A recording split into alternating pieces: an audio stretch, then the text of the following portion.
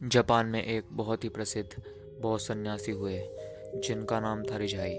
रिजाई दुनिया के शोर शराबे से दूर एक जंगल के पास एकांत में अपनी कुटिया बना के रहा करते थे।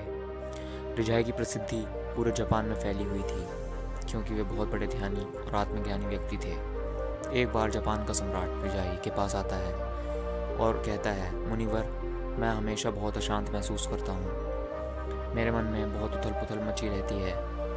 मेरे पास वो सारा धन और वो सारी सुख सुविधाएं हैं जिनके लोग सपने देखा करते हैं, फिर भी मेरे अंदर इतनी अशांति क्यों? इसका जवाब आप खुद जानते हैं, रिजाई ने कहा। बस आपने कभी खोजा नहीं। क्या आप एक प्रयोग करेंगे जिसके बाद आपके मन में किसी भी प्रकार की अशांति और व्याकुलता नहीं बचेगी? ये सुन सम्राट उत्साहित होकर बोला, बताइए मुनिवर, क्या करना पड़ेगा मुझे? रिजाई ने कहा, आपको अगले 10 दिनों तक इसी आश्रम में रहकर साधारण जीवन जीना पड़ेगा और इन 10 दिनों में आप जितना हो सके उतना कम बोलेंगे और हमेशा अकेले एकांत में बैठे रहेंगे। सम्राट रिजाई की बात से राजी हो गया। पहले दिन सम्राट का मन रोज की तुलना में ज़्यादा अशांत और उथल पुथल से भरा रहा। उसके मन में सैकड़ों प्रश्न उठ रहे थे और साथ ही आश्रम के साधारण से जीवन में वह असहज महसूस कर रहा था। लेकिन रिजाई के कहे अनुसार उसने एक भी शब्द अपने मुंह से नहीं निकाला और चुपचाप एकांत में बैठा रहा। रात होते होते उसे एक अजीब सी खुशी का अनुभव होने लगा। उसके अंदर की बात बेचैनी कम होती जा रही थी।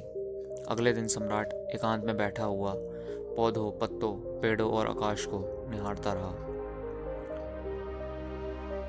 जिंदगी में पहली बार आज उसने महसूस किया था कि उसके आसपास की प्रकृति कितनी खूबसूरत है।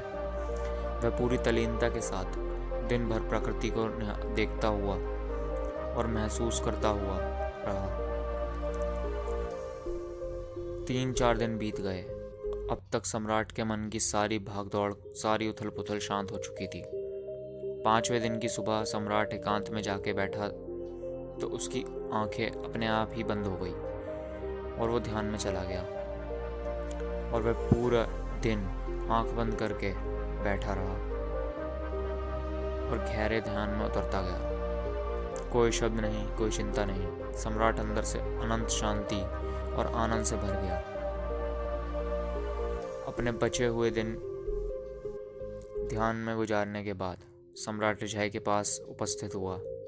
उसने रिजाई को झुककर प्रणाम किया और बोला, मुझे जवाब मिल चुका है कि आखिर क्यों मेरा मन अशांत है। रिजाई ने कहा, बताओ मुझे, क्या जवाब मिला तुम्हें? सम्राट ने कहा, मैं ज़रूरत से अधिक शब्दों का प्रयोग करता था।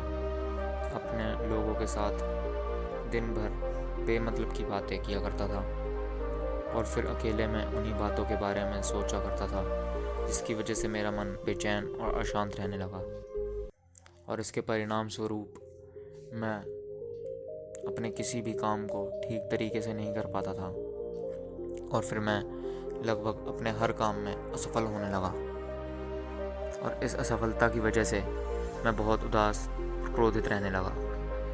लेकिन इन 10 दिनों में मैंने महसूस किया कि मैं जीवन को गलत तरीके से जी रहा था और मैंने ये भी सीखा कि आपको ध्यान करने की ज़रूरत नहीं है, बल्कि ध्यान तो अपने आप होता है जब आप शांत, स्थिर और मौन होते हैं।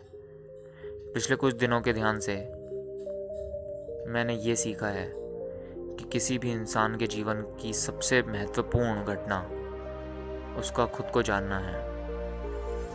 ये सुन रिजाई ने कहा, केवल आप ही नहीं, दुनिया के लगभग सारे लोग ज़रूरत से अधिक बोलते हैं और ना चाहते हुए भी अपना जीवन बर्बाद कर लेते हैं। गौतम बुद्ध अक्सर अपने शिष्यों से कहा करते थे कि दुनिया की सबसे तेज छुरी हमारी जुबान है, जो कि बिना किसी खून खराबे के लोगों को मार देती है।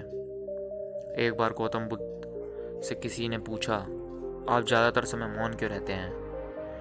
तब बुद्ध ने कहा, मौन में मैं अपने अंदर के परमात्मा को सुन पाता हूँ।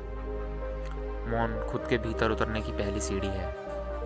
मौन हुए बिना खुद को जान पाना असंभव है। इसके बाद रिजाई ने अपनी बात समाप्त की और सम्राट अपने घर चला गया।